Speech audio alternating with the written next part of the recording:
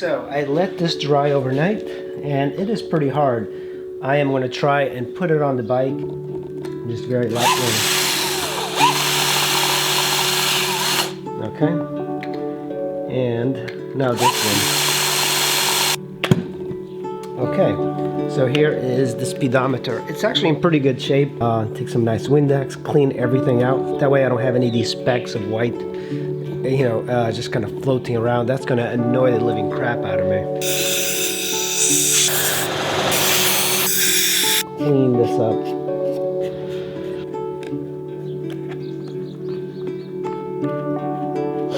It's a bolt, and I cut like a piece of rubber, and I'm going to put it from the bottom up.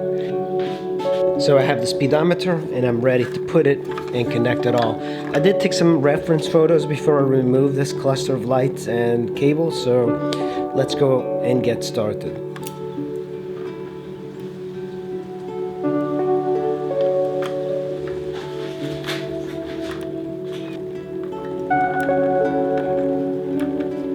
The speedometer and RPMs are in. Let's see if the RPMs work.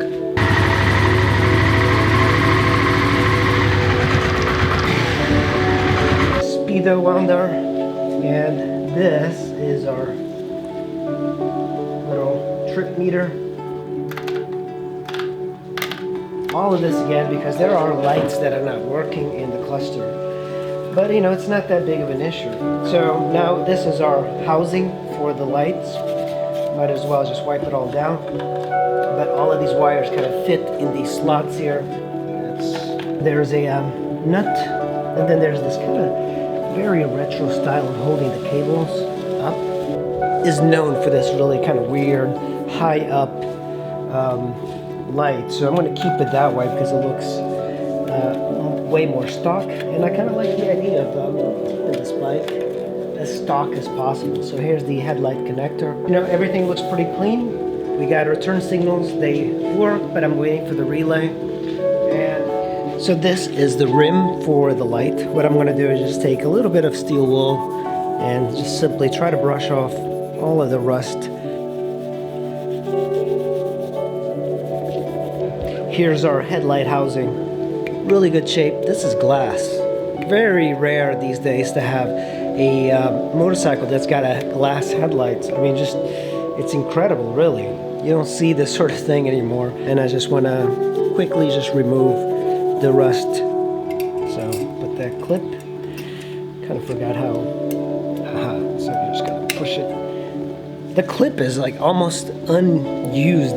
It's so hard. Usually, like you see a little bit more flex with it. Seal on here. Make sure that the cables are not in the way. You just have to push them down, and then I think it's push up like this, and it goes right in. Aluminum. Just gives it a little accent here.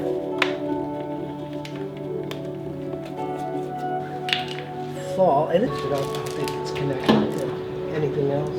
This little wrench can fit in there. It's the 6mm. So let's see if I can pull this out. Don't want to thing, and I'm going to put it in here. And I am going to then put the tank, and then I'm going to measure it. I'm not very good at this. Like, you might be watching and you're like, oh man, that's a terrible thing to do, and you're a moron. And I get that a lot on the YouTube channel, but I'm not a mechanic. So for me, this is all like new. And what I keep telling people is like, man, if I can do this, anybody can. Most of the cost of fixing the bike has been this little adapter. It's the throttle butterfly of the carburetor. It got super stuck, so it would not budge. I mean, incredibly, it just seized.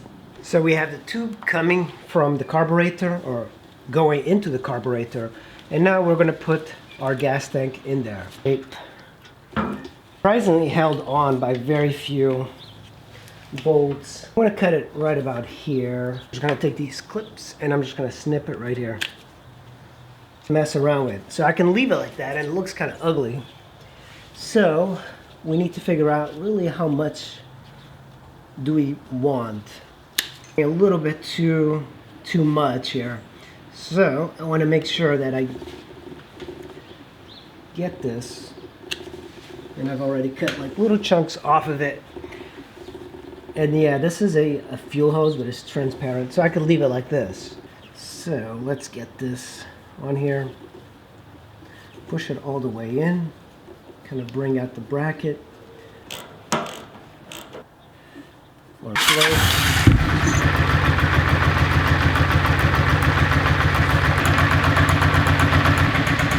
If I had my battery and brakes, I'd be riding this thing, but it seems to be doing fairly well here. High beams.